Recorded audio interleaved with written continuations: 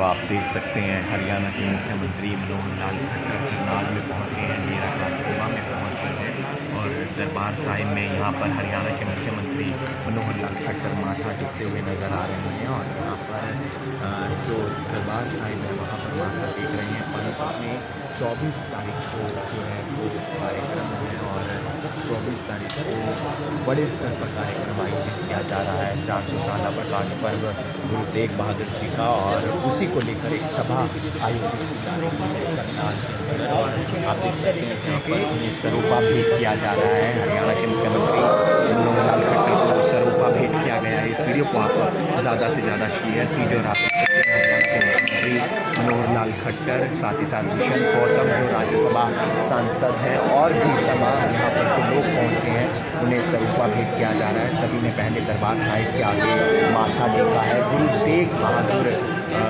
जो सिखों के नौवें गुरु का 400 साल प्रकाश पर्व, संदीप सिंह गृह राज्य मंत्री, उन्हें भी सरोपा भेंट किया गया है। और भी तमाम जो विधायक हैं, राम कुमार कश्यप और साथ ही साथ नीलू खेड़ी से जो विधायक हैं उन्हें भी सरोपा भेंट किया जा रहा है। इस वीडियो को आप ज़्यादा से ज़्यादा शेयर कीजिए और बने रहिए करनाल ब्रेकिंग न्यूज़ के साथ। मीटिंग एक बहुत बड़ी सभा, और यहाँ पर प्रसाद अब मुख्यमंत्री मनोहर लाल खट्टर को, साथ ही साथ दुष्यंत गौतम को, संदीप सिंह को और भी जो नेता यहाँ पर पहुँचे हैं उन्हें दिया जा रहा है। और माथा टेका, उसके बाद सरोपा भेंट किया गया, उसके बाद प्रसाद दिया जा रहा है। इस वीडियो को आप ज़्यादा से ज़्यादा शेयर कीजिए। 400 साल प्रकाश पर्व मनाया जा रहा है गुरु तेग बहादुर जी का, और सिखों के नौवें गुरु जिन्हें वीरता के लिए जाना जाता है, जिन्हें साहस के लिए जाना जाता है, जिन्हें उनकी ईमानदारी के लिए जाना जाता है। उनके बेटे ने कुर्बानी दी, उनके पोतों ने कुर्बानी दी, और उसी कुर्बानी के चलते उनके साहस की बात, उनकी ईमानदारी की बात, उनकी वीरता की बात, और जो वो संदेश देते थे कि प्रेम भाव से रहना है, उसकी बात आज हर व्यक्ति तक, हर बच्चे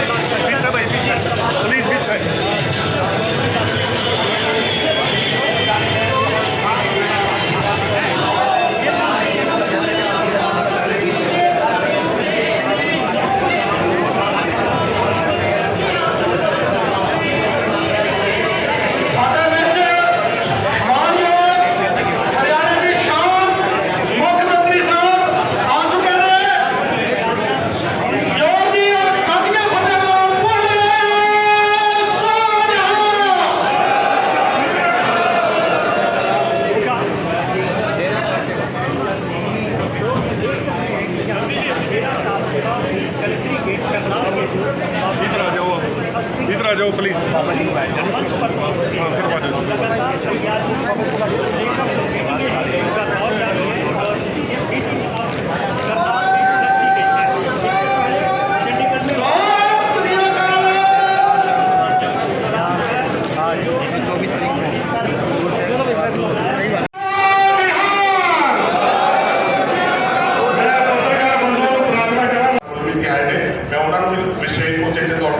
जी आया मैं सारे साथ संगत को भी कहना हाँ जी। इस तो पहले भी हरियाणा सरकार 2017 के 350 साल गुरु गोबिंद सिंह महाराज साहब बना चुके हैं, जो कि अभी सारे गवाह बने थे। और वो जो क्लोजिंग सैरेमनी सी यमुनानगर की गई, और इसी तरीके 300 साल 2016 के बाबा बंदा सिंह बहादुर की शहीदी यात्रा जो रोहड़ पहुंची है, तो मानयोग मुख्यमंत्री जी ने उसनों भी स्टेट गेस्ट का दर्जा दिता। तो रोहड़ पहले रोहड़ की कोई उजागर नहीं किया गया, स्थान का पता ही नहीं सीगा, लेकिन हौली हौली हौली जो कि 300 साल तो स्थान ला दिता गया। माननीय मुख्यमंत्री जी की अगवाई के स्थान द्वारा उभर के बाहर आ रहा है, जो कि सिख इतिहास का बड़ा महत्वपूर्ण स्थान है। इसी तरीके 550 साल गुरु नानक पातशाह का सरसे च मनाया गया, बहुत बड़े पत्थर पे संगत इकट्ठी हुई। उन जो प्रदर्शनी की गल हैगी है, जो इतिहास है गुरु तेग बहादुर साहब का,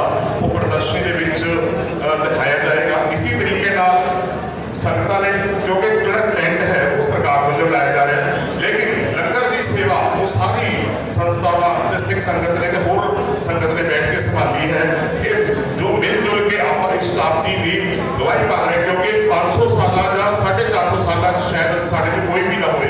ਅਸੀਂ ਬੜੇ ਵਡਭਾਗੇ ਹਾਂ ਕਿ ਇਸ ਸ਼ਤਾਬਦੀ ਨੂੰ ਨੌਵੇਂ ਨਾਨਕ ਨੌਵੇਂ ਪਿਤਾ ਦੀ ਸ਼ਤਾਬਦੀ ਨੂੰ ਮਨਾ ਰਹੇ ਹਾਂ ਤੇ ਸਾਡਾ ਸਭ ਦਾ ਫਰਜ਼ ਬਣਦਾ ਹੈ ਕਿ ਸਰਕਾਰ ਆਪਣਾ ਕੰਮ ਕਰੇਗੀ, ਲੇਕਿਨ ਬੀਇੰਗ ਸਿੱਖ ਵੀ ਸਹਿਧਾਰੀ ਸਿੱਖ ਸਾਡੀ ਡਿਊਟੀ ਬਣਦੀ ਹੈ ਕਿ ਅਸੀਂ ਵੱਧ ਤੋਂ ਵੱਧ ਅੱਗੇ ਵੱਧ ਕੇ ਨੌਵੇਂ ਪਿਤਾ ਦੀ ਇਸ ਸ਼ਤਾਬਦੀ ਨੂੰ ਮਨਾਈਏ।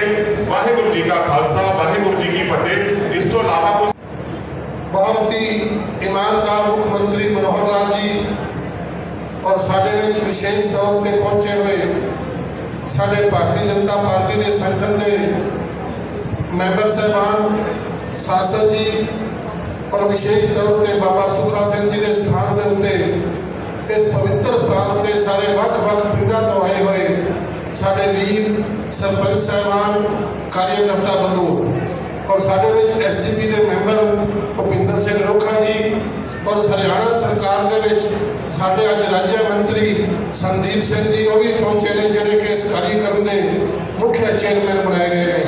मेरे एको ही गल विशेष तौर पर कहांगे कि जिहड़ा ये कार्यक्रम असीं 400 साल गुरु तेग बहादुर जी का पाणीपत की उस पवित्र धरती पर मना रहे हैं, ये कोई पार्टी के नाल संबंध नहीं रखता। ये असीं सारे भरा अपने वखरे वखरे संस्थावां वालों असीं मना रहे हैं, क्योंकि गुरु तेग बहादुर जी जिहड़े सन वो किसी एक परिवार के नहीं सन। अगर गुरु तेग बहादुर जी उस वक्त अपनी शहादत न देंदे तो साडियां जिहड़ियां भाषावां ने, भावें कोई हिंदी बोलता है, भावें कोई पंजाबी बोलता है, ये साडी भाषा नहीं सी होनी। अज असीं होर ही कोई भाषा में बोलना सी। इस करके गुरु तेग बहादुर जी ने जदों उन्होंने ब्राह्मणों को उन्होंने रक्षा करने वास्ते अपनी शहादत दी सी, असीं उहदे विच ये 400 साल जिहड़ा पाणीपत मना रहे हैं। असीं विशेष तौर पर अपने हरियाणे के वख-वख जिले में असीं कुछ कार्य उलीके ने कि असीं सारे जिलों में जाके जिथे जिथे भी महापुरुष ने, जिहड़े जिहड़े गुरुद्वारा संस्थावां दे साडे प्रधान ने, उन्हां नाल सीधे जाके असीं विचार करिए तो उन्हां अगे बेनती करिए, जिवें कि मैनू कैथल और पाणीपत, कुरुक्षेत्र ते यमुनानगर, कुरुक्षेत्र यमुनानगर जिला दिता गया है। मैं उन्होंने जिले में जाके उन्होंने जिन्नियां भी साडियां उत्थे संस्थावां ने, जिन्ने भी साडे उत्थे महापुरुष अलग अलग जगह पर रह के उत्थे अपने सेवा कर रहे हैं, असीं उन्होंने उचेचे तौर पर जाके जिवें असीं गुरु गोबिंद सिंह जी का प्रकाश पर्व मनाया सी, उस तरह ही असीं उत्थों दे प्रशासन नूं नाल लैके असीं उत्थे उन्होंने सारे इलाके के सरपंचां साहिबानां नूं, ब्लॉक समिति के मैंबर साहिबानां नूं, नगर पालिका के अधिकारीगणां नूं और अपने जिन्ने भी उत्थों के विशेष तौर पर गुरु घर नूं मनण वाले साहिबजादी सिख होण या सिख होण, उन्हां नूं लैके उन्हां दी मीटिंगां लैके वख-वख तरीके नाल ते उन्हां नूं पाणीपत दी उस पवित्र धरती ते 24 अप्रैल नूं बुलावा देण वास्ते जावांगा। और मैं देखिया सी, मैं उस टाइम CPS नाम भी बोलिया स्टेज से बाकी गल है कि अभी किसी पार्टी नाल कदे भी, चाहे BJP हो चाहे कांग्रेस हो, ਆਪਾਂ तो इस गल से बड़े खुश हाँ कि साढ़े गुरु साहब का पर्व गुरु तेग बहादुर जी का कोई भी मनाना चाहे, चाहे BJP मनाए चाहे कांग्रेस मनाए, जोड़ा साड़ी सिख कौम को थपकी देवे साढ़े वास्ते तो वही भाषा। असीं नहीं लेना कि जो मंत्री जी सारे साढ़े इज्जतदार ने, सारे बढ़िया ने, जो होंगे ना सानू करने, साढ़े सिख कौम ख्याल रखो, तुसीं बार बार नाराज करते हो ना करिया करो। असीं तुहाडे नाल, कोई कांग्रेस ने साडा बढ़िया नहीं कीता, सिख कौम का काफी, लेकिन तुसीं बड़ा बढ़िया कीता। असीं तो मोदी जी के थोड़े कोट धन्नवाद है जिन्होंने वीर बाल दिवस गुरु गोबिंद सिंह के साहिबजादे ते धरता। सानू नहीं उम्मीद सी कभी किसी ने इहो जिहा काम करना।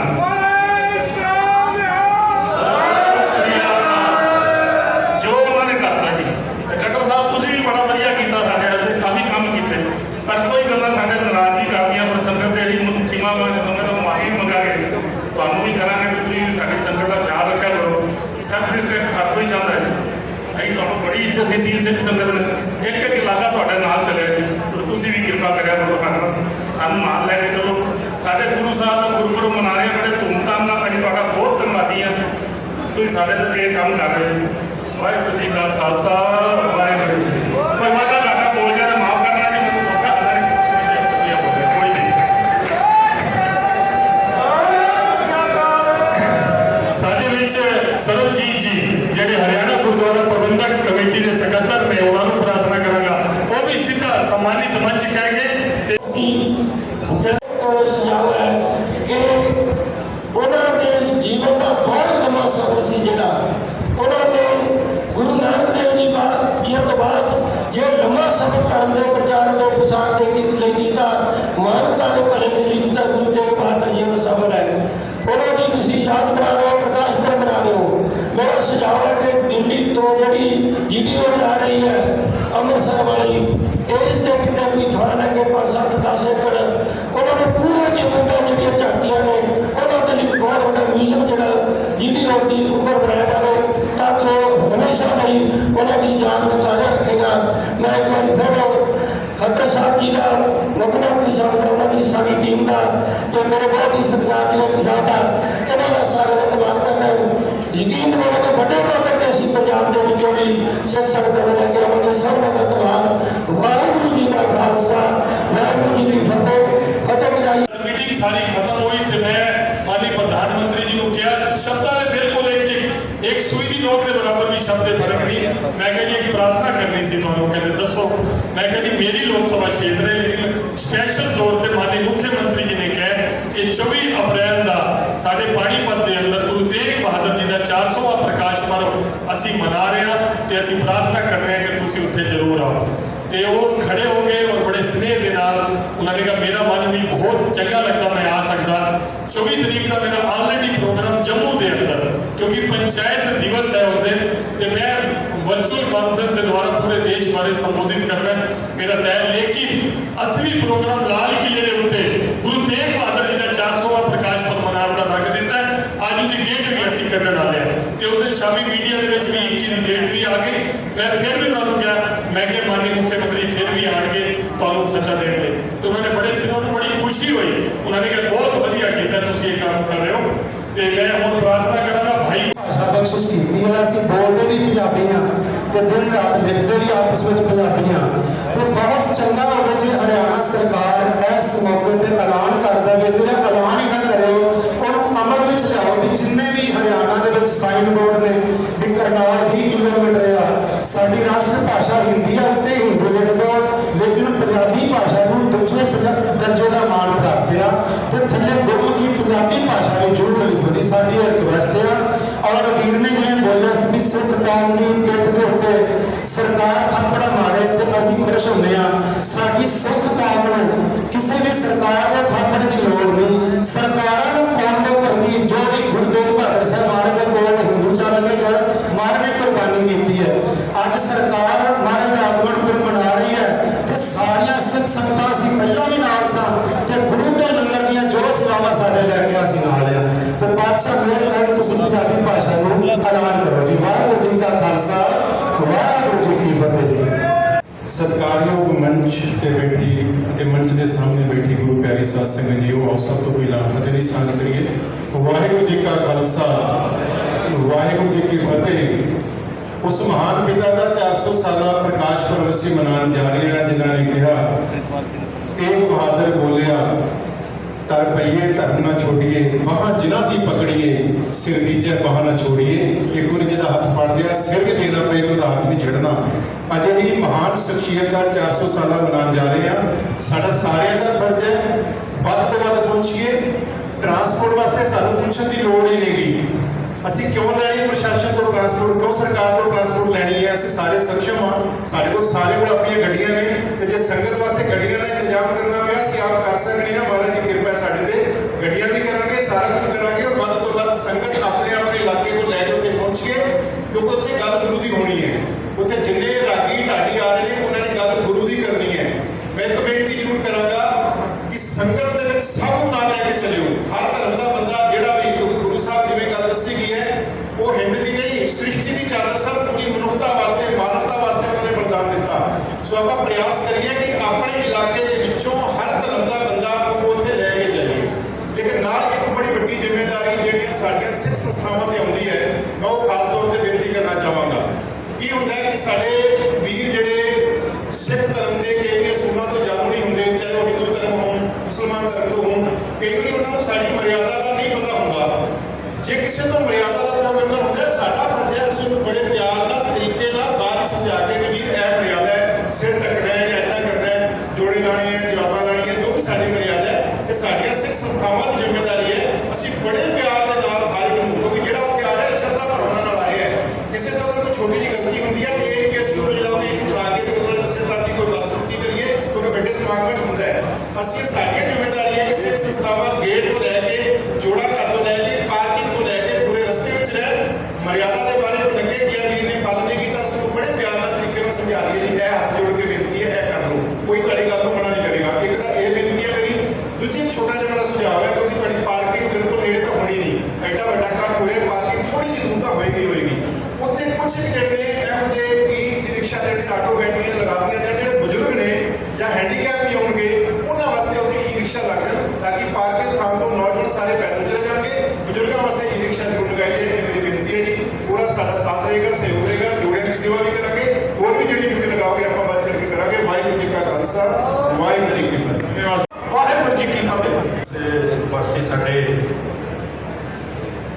हरियाणा सरकार के मुख्यमंत्री माननीय मनोहर लाल जी, असी जिन्हों के डेरे पे बैठे हैं साडे Baba Sukha ji, member of parliament Sanjay Bhatia ji, member of parliament Dushyant Gautam ji, Jagjit Singh ji, Bhupinder Singh जी,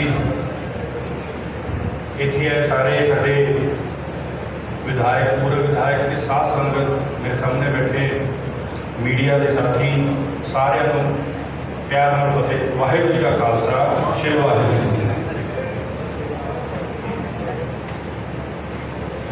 धन धन बाबा गुरु तेग बहादुर साहब जी के 400 साला प्रकाश पुरब के उत्ते असीं सरकार वालों तो कर रहे हैं, साडा यह फर्ज है कि असीं सारे जाने रल के जिहड़ा उपराला करिए, जिहदे करके इहनूं स्टेट लैवल ना कहिए कि ये बहुत बड़ा स्टेट तो भी बड़ा हो। गुरु तेग बहादुर साहब जी ने हिंद की चादर जिन्होंने असीं कहते हैं, उन्होंने हिंदुस्तान की लाज रखी सी। साडा फर्ज नहीं बनता, साडा धर्म बनता है इस दिहाड़े नूं वड्डे पद्धर ते लैके जाना। हुणे पन्नू जी ने गल की सी, असीं सक्षम हाँ व्हीकल लैके जाण नूं, हर सुविधा हर संगत नूं अपने अपनी पानीपत 24 तरीक को लैके आने लई, लेकिन फिर भी हरियाणा सरकार माननीय मुख्यमंत्री जी उन्होंने भी मंच पर गल कर रहे थे, तो वो भी काफ़ी कुछ अनाउंस करनगे भी, दसणगे भी, पर जिथे सरकार की लोड़ है, जिथे साडे भावें वो सिख कम्यूनिटी तो है, भावें हिंदू कम्यूनिटी तो किसी भी कम्यूनिटी तो लोड़ है, मैनूं नहीं लगता कि वो धार्मिक संस्था होवे, भावें वो NGO संस्था होवे, इस उपराले के वो पिछे हटेगी। मैं एक सुझाव जो पन्नू जी ने दिता सी कि ई रिक्शा वाली, इसकी बहुत जरूरत भी है, क्योंकि कई बुजुर्ग इदा के ने जिन्होंने तो चले नहीं जाते, कई छोटे बच्चे आते हैं अपने पेरेंट्स नाल, उन्होंने लिए भी काफ़ी चीज़ां जिहड़ियां ने इस पंडाल दे विच साडी ये तीसरी बैठक है वड्डी, छोटियां बैठक साडी चलदियां रहंदियां, तीसरी है वड्डी बैठक है जिहदे विच पहला माननीय मुख्यमंत्री जी के घर दे विच सी जिहड़ी पहली बैठक सी, जिहदे विच सिख समुदाय के हर आगू नूं बुलाया गया सी। दूसरी बैठक जी हुई सी वो पानीपत में हुई सी, अज तीजी बैठक है।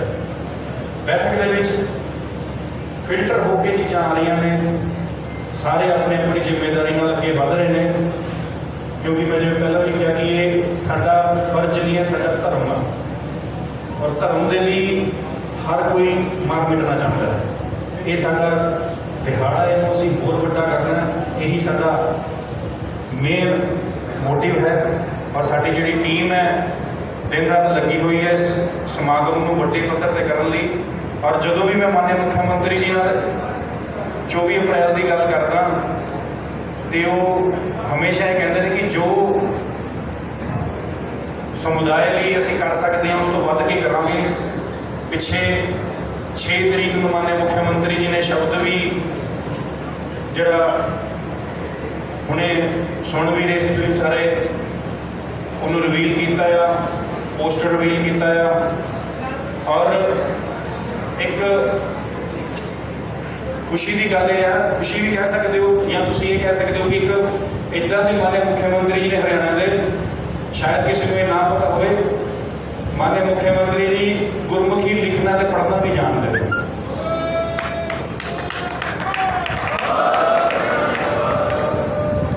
ਇਹ ਪ੍ਰੈਸ ਕਾਨਫਰੰਸ ਚੱਲ ਰਹੀ ਸੀ ਸਾਡੀ ਚੰਡੀਗੜ੍ਹ ਦੇ ਵਿੱਚ, ਜਦੋਂ ਮਾਨਯ ਮੁੱਖ ਮੰਤਰੀ ਜੀ ਨੂੰ ਧਮੀਜਾ ਜੀ ਨੇ ਪੰਜਾਬੀ ਦੇ ਵਿੱਚ ਕੀ ਪ੍ਰੋਗਰਾਮ ਚੱਲ ਰਹੇ ਨੇ ਲਿਖ ਕੇ ਭੇਜਿਆ, ਤੇ ਮੈਨੂੰ ਪਤਾ ਸੀ ਵੀ ਮੁੱਖ ਮੰਤਰੀ ਜੀ ਨੂੰ ਪੰਜਾਬੀ ਆਉਂਦੀ ਹੈ।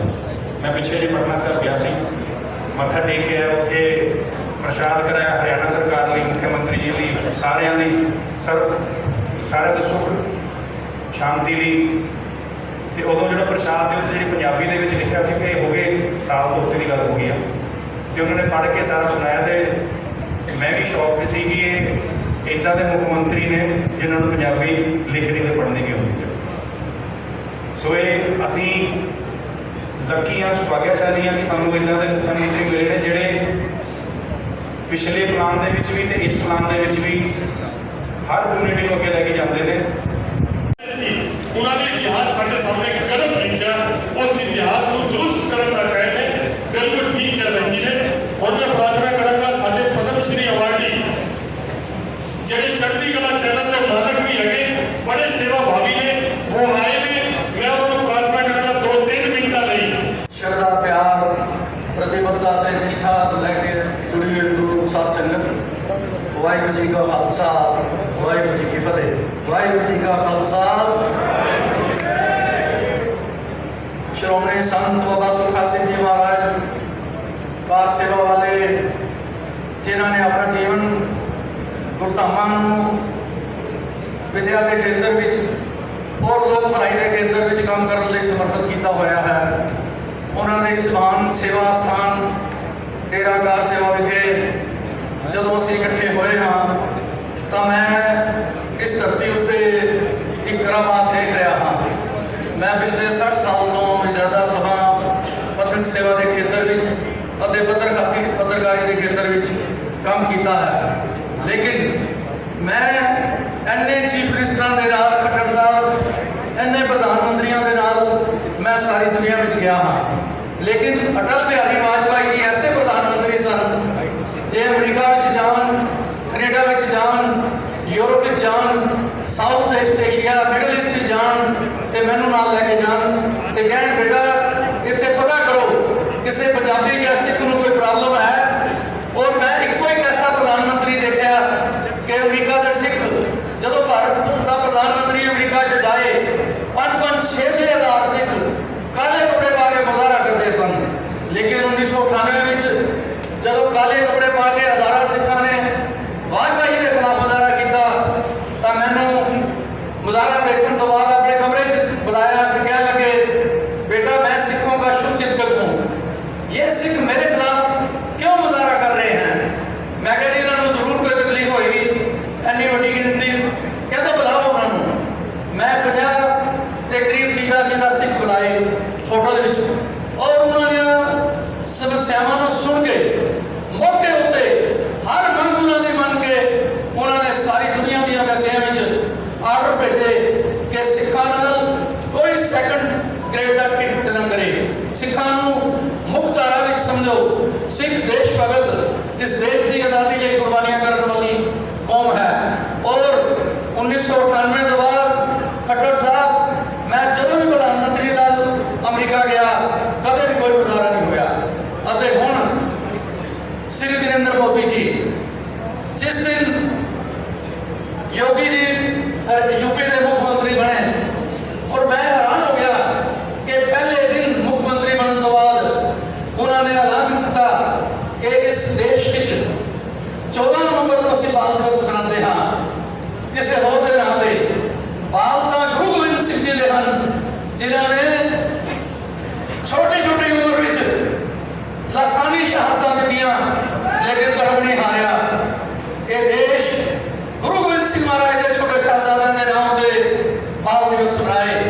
और नरेंद्र मोदी एक ऐसा मैं देखा प्रधानमंत्री जो गुरु तेग बहादुर साहब का जन्मदिन आए, गुरु तेग बहादुर साहब का शहीदी दिन आए, अमृत वेले उठ के बिना किसी को दसे शीशगंज साहब, चांदी चौक और गुरुद्वारा रकाबगंज साहब मत्था टेकने लिए चला जाए और ये ऐलान करे कि साहबजादे की शहादत का 26 दिसंबर का दिन ये वीर बाल दिवस दिन है। सारे हिंदुस्तान के बच्चे, सारे हिंदुस्तान के विद्यार्थी, सारे हिंदुस्तान के लोग छोटे साहबजादे की उस महान शहादत को प्रणाम करके साहबजादे की शहादत की गाथा को सुनने ते सुन ये पहली बार हिंदुस्तान में होया है। भी हो पंजाब का मैंने बहुत नजदीक से देखा है और प्रधानमंत्री की बातों को भी सुना है। सिख के बारे में प्रधानमंत्री क्या सोचते हैं, बल्कि वो सोचते नहीं है, उसको जीते हैं और आत्म साथ करते हैं। मैं बहुत बहुत धन्यवाद करता हूँ। आज हरियाणा में ही नहीं पूरे देश के अंदर 400वां प्रकाश पर्व बड़े उल्लास से भारतीय जनता पार्टी और समस्त देश के नागरिक बनाएंगे, क्योंकि आज देश बचा हुआ है तो इन गुरुओं की कुर्बानी और त्याग के कारण बचा हुआ है। बहुत बहुत धन्यवाद। प्रधानमंत्री जी ने आज़ादी के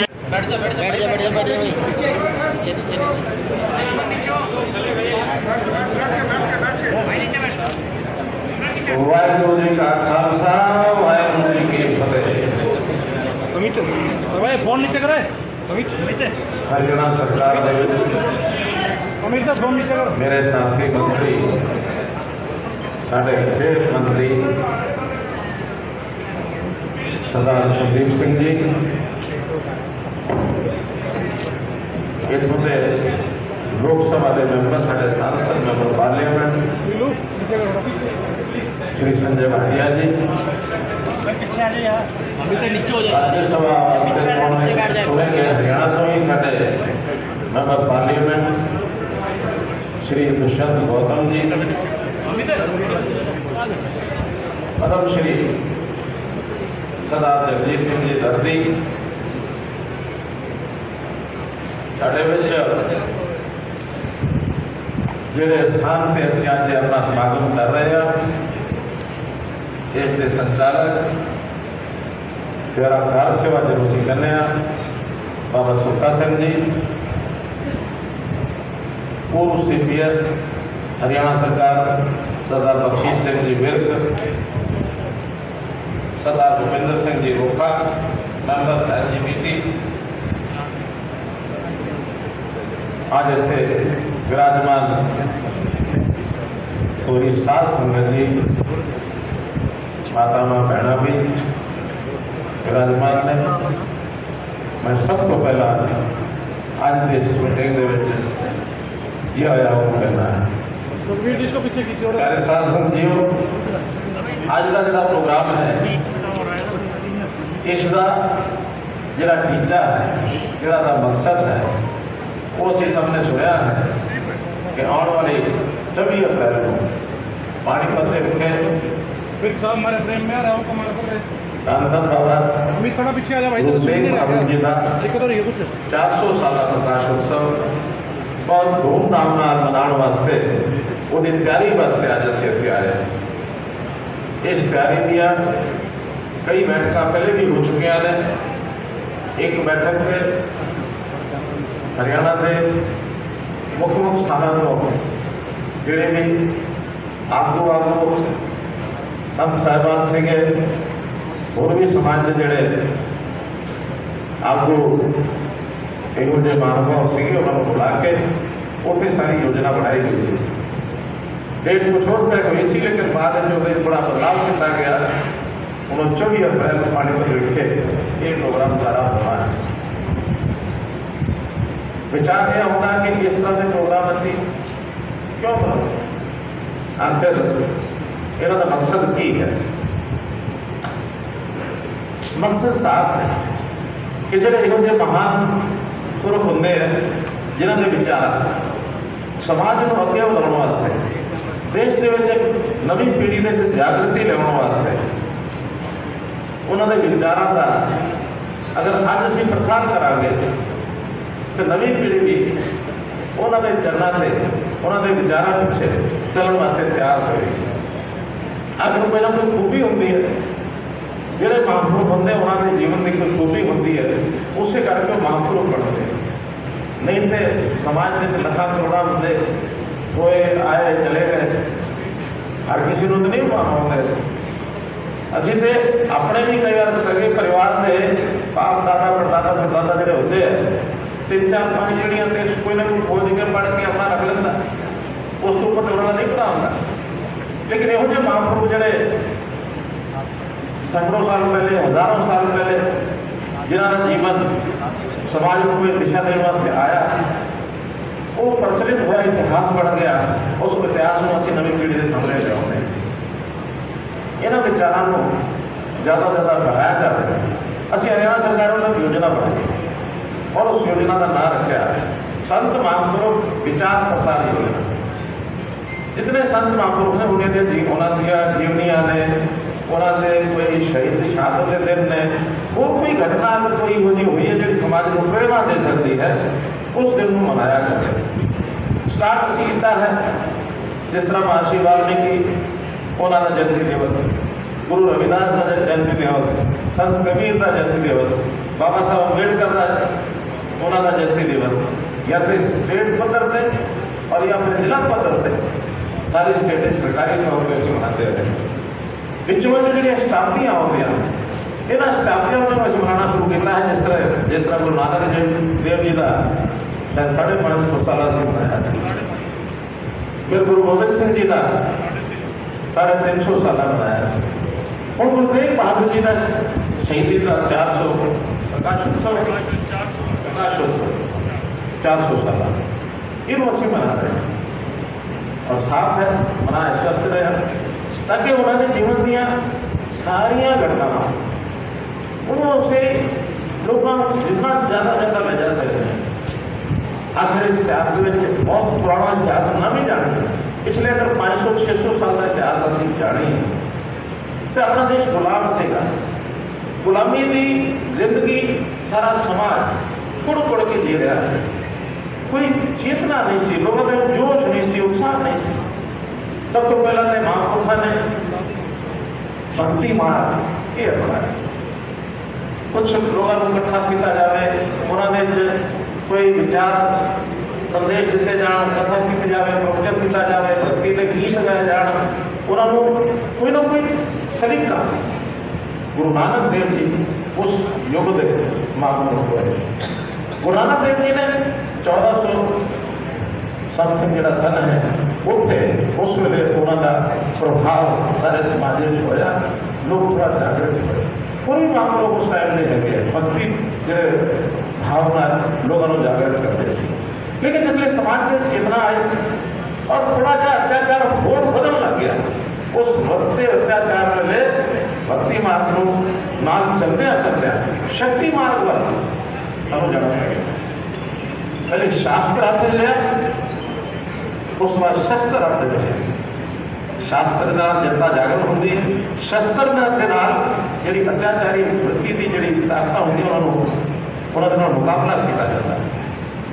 ਆਖਿਰ ਗੁਰੂ ਤੇਗ ਬਹਾਦਰ ਜੀ ਦੀ ਜੀਵਨੀ, ਗੁਰੂ ਗੋਬਿੰਦ ਸਿੰਘ ਜੀ ਉਹਨਾਂ ਦੇ ਬੱਚਿਆਂ ਦੀ ਜੀਵਨੀ, ਇਸ ਲਈ ਅਸੀਂ ਪੜ੍ਹਨੇ ਆ ਸਾਡਾ ਖੂਨ ਖੌਲ ਹੁੰਦਾ ਕਿ ਕਿਸ ਤਰ੍ਹਾਂ ਉਸ ਅਤਿਆਚਾਰ ਨੂੰ ਦਬਾਉਣ ਵਾਸਤੇ ਅਗਰ ਘਟਨਾ ਕੀ ਹੋਈ ਸੀ। ਕਸ਼ਮੀਰ ਦੇ ਪੰਡਤਾਂ ਨੂੰ ਔਰੰਗਜ਼ੇਬ ਦੇ ਆਦਮੀਆਂ ਨੇ ਜਾ ਕੇ ਕਿਹਾ ਕਿ ਤੁਸੀਂ ਆਪਣਾ ਧਰਮ ਬਦਲ ਕੇ ਮੁਸਲਮਾਨ ਬਣ ਜਾਓ, ਨਹੀਂ ਤੇ ਮਾਰ ਕੇ ਜਾਓ। ਉਸ ਵੇਲੇ ਕਸ਼ਮੀਰੀ ਹਿੰਦੂ ਉਹ ਉੱਠ ਕੇ ਚੱਲ ਕੇ ਗੁਰੂ ਸਾਹਿਬ ਕੋਲ ਆਏ, ਗੁਰੂ ਤੇਗ ਬਹਾਦਰ ਜੀ ਕੋਲ, ਔਰ ਗੁਰੂ ਤੇਗ ਬਹਾਦਰ ਜੀ ਸਾਰੀ ਆਪਣੀ ਕਥਾ ਗਾਥਾ ਸੁਣਾਈ। ਉਸ ਵੇਲੇ ਗੁਰੂ ਸਾਹਿਬ ਨੇ ਕਿਹਾ कि देखो जब तक कोई बड़ा महापुरुष बलिदानी नहीं देगा इसका वास्ते, तब तक ये अत्याचार को हो नहीं सकता।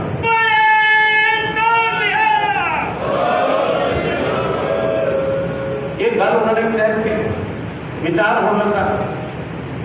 लागे खड़े से गुरु गोबिंद सिंह जी जिन्हों की उम्र सिर्फ उस वे 9 साल की, 9 साल का एक बच्चा पिताश्री की गल को सुन के कितना बड़ा विचार उन्होंने मन च आया। वो कहते पिताश्री क्यों हुए? तुसी नहीं हो सकते? यानी पुत्र ने अपने पिता को बलिदान देने वास्ते प्रेरणा दी। ये जिहड़े बलिदान देने की गल तुसी कह रहे हो कि अत्याचार रुक जाएगा, ये होर कोई क्यों? तुसी बलिदान दे रहे हो। 9 साल के बच्चे का ना विचार, वो कहते ना कूद के पाँव पालने में ही न जाने जाते। 9 साल की उम्र है, जिस पालन का विचार है तो आगे चल करके उसकी समाज करने के उसमें पता लगता है। और मुझे एक बात जी ने उसने मान ली होगा कि ठीक है गोविंद, ठीक है, मैं जाके बलिदान दे आगा। और तुर पे दिल्ली में औरंगजेब ने उसने भेजा कि तू पहले मुझे मुसलमान बना, फिर एक कश्मीरी हिंदू बना, नहीं तो नहीं बना। फिर उस आदत आई औरंगजेब ने शीश जड़ा तो अलग करता, लेकिन गुरु तेग बहादुर जी ने वो धर्म को डिगा नहीं सकते, डिगा नहीं सकते। और उसके बाद की सानू सारी कहानी पता है कि उन्होंने शीश जो उन्होंने श्रद्धालु से जो उन्होंने अनुयायी से उन्होंने इन्होंने शीश ये हाथ नहीं लाना जाके गुरु तेग बहादुर जी शीश औरंगजेब हाथ नहीं लगा सकता। ये उसे आनंदपुर साहब ले जावांगे।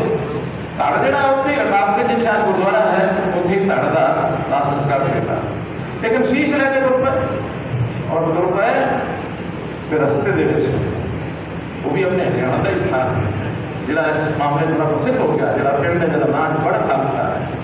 उत्थे एक नौजवान खुशहाल सिंह, वो खुशहाल सिंह कहता है कि बड़ा कमाल हो जाएगा, सेना जी औरंगजेब की पीछे लगी है और पीछे लगी है शरीर को शीश को सेना जी कितने भी रस्ते फड़ लेगी और जो मकसद है शीश को ले जाना अनंदपुर साहब पूरा नहीं हो गया।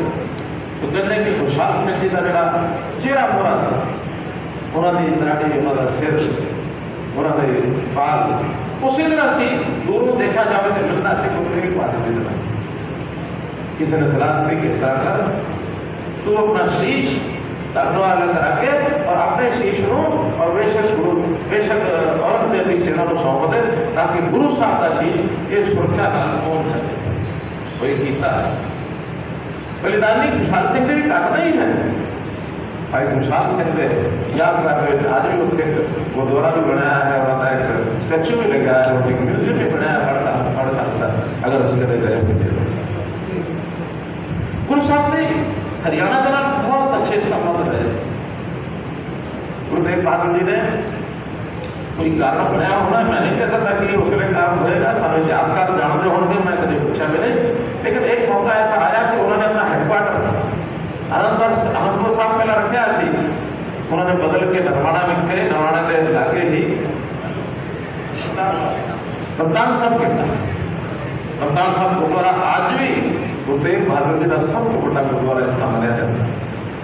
फिर मैंने हरियाणा का भ्रमण करना शुरू किया। उस वे तुम्हारा पंजाब का हिस्सा से रहे अज असी कहते उस वे तो वो सारे कैथल जिले के स्थान जिले है, कुरुक्षेत्र जिले के जो स्थान ने, यमुनानगर जिले के स्थान ने, लोहगढ़ है जी, लोहगढ़ की असी कहते हैं कि बाबा बंदा सिंह बहादुर ने जी अपनी राजधानी बनाई सी लोहगढ़ से, गुड़िया है, सुडल सुडैल है, किन्ने पिंड ने उत्थे जगह जगह लगभग 39-40 स्थान हो गए जिथे गुरु साहब के चरण छू जिस तरह से कह सकते हैं वो स्थान आज है। और इन्हें स्थान शायद हरियाणा को छड़ के और किसी प्रांत में नहीं है।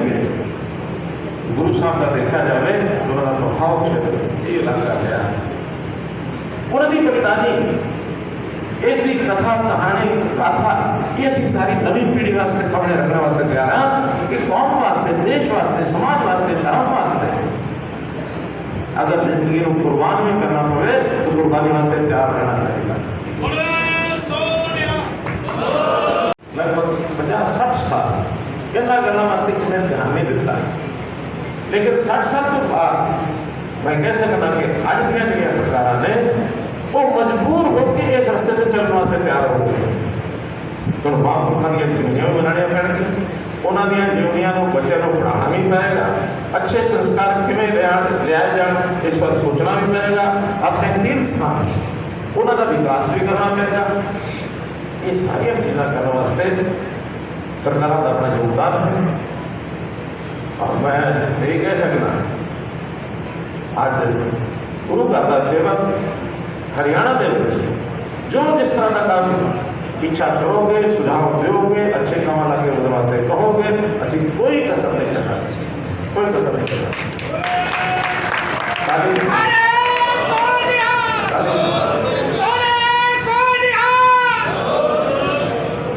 एक जानकारी देकर मैं अपने काम सॉल्व करांगा कि ये असी कार्यक्रम सारा अपना करना है। जगह पहला एक दिहाड़ा है, उस दिहाड़े को असी मनाना है। साथ संगत अच्छी बड़ी मात्रा जो थे आवेगी तो आप सारा प्रकट करांगे, जरूर आवेगी।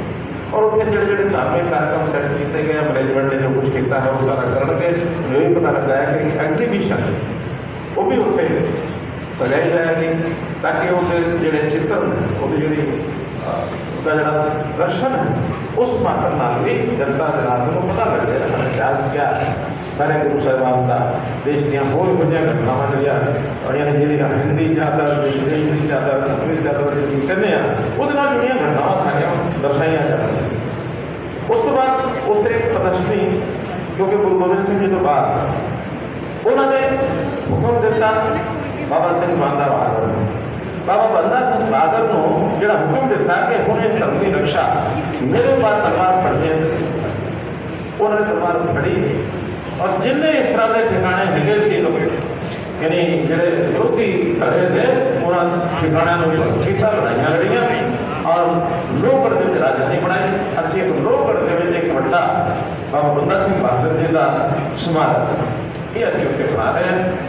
हरियाणा सरकार भी ये अपना योगदान करेगी, समाज में असी जावांगे सब मिलजुल करके इहो जिहा स्मारक, इहो जिहा स्थान जिथे मार्शल आर्ट भी हो, जिथे म्यूजियम भी हो, ये सारे स्थान उत्थे बनाए जाएंगे ताकि देश और दुनिया के लोग आके इस इतिहास में उत्थे पढ़न और उसको प्रेरणा लें।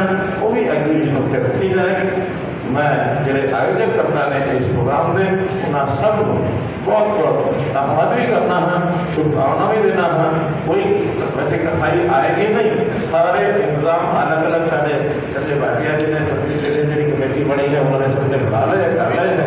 फिर भी कोई कमी का समय जाए जी हरियाणा सरकार ने करनी है, असी तैयार हैं, असी पूरा काम करेंगे। बहुत बहुत धन्यवाद और धन्यवाद। नमस्कार। एक साइड में हो जाओ, एक साइड में सारे नहीं आएंगे ना तो आधे रह जाते हैं, आगे कोई किसी को देता नहीं है। संख्या ज़्यादा हो ये क्या करते हैं आप? सिर्फ 400 साल का क्या कार्यक्रम? एक सेकंड फोन नीचे, फोन नीचे, फोन नीचे, नीचे नीचे, फोन फोन नीचे, फोन नीचे, फोन नीचे करो, फोन नीचे करो, फोन नीचे, फोन नीचे, फोन नीचे, फोन नीचे, फोन नीचे। जी सर क्या फोन नीचे करो, थोड़ा सा फोन नीचे करो यार।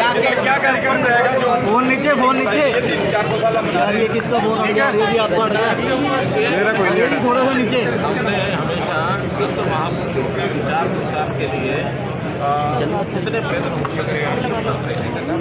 जैसे गुरुओं की शताब्दियाँ, चाहे उससे पहले गुरु नानक देव जी का बड़ा उत्सव लाया गया, 400 साल वाला उत्सव ये इस साल सारे देश भर में मनाया जा रहा है। क्योंकि कोविड था तो इसलिए हम प्रारंभ में जो शुरुआत के कार्यक्रम तो नहीं कर सके थे, लेकिन अब समापन के समय पर हम एक बड़ा कार्यक्रम कर रहे हैं। पानीपत में 22 अप्रैल और इस साल का 22 का पूरे हरियाणा से मिलन वाले क्या कर रहे हैं।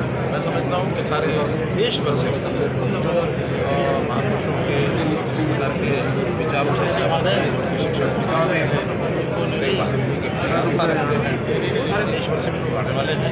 बड़ी संख्या में लोग आएंगे, कार्यक्रम चलेगा, प्रोजेक्ट होंगे, सायकाल संगीत के कार्यक्रम होंगे, वहाँ एक प्रदर्शनी भी लगाई जाएगी जिसको सब लोग आगे देखेंगे। एक श्रद्धा भाव समागम प्रकार कार्यक्रम चलने वाला है। सर केजरीवाल ने ट्वीट किया है, उन्होंने कहा है कि जिस तरीके से पंजाब में पेंशन हो गई है, हम सेवा भाव के काम से आए हैं, अगर हरियाणा में भी होती है तो अच्छा होगा। मैं केजरीवाल जी को निमंत्रण देता हूँ कि पानीपत के लोग 400 साल आए तो सारी बातें ठीक हो जाएगी। सर कांग्रेस ने सर महंगाई बहुत बढ़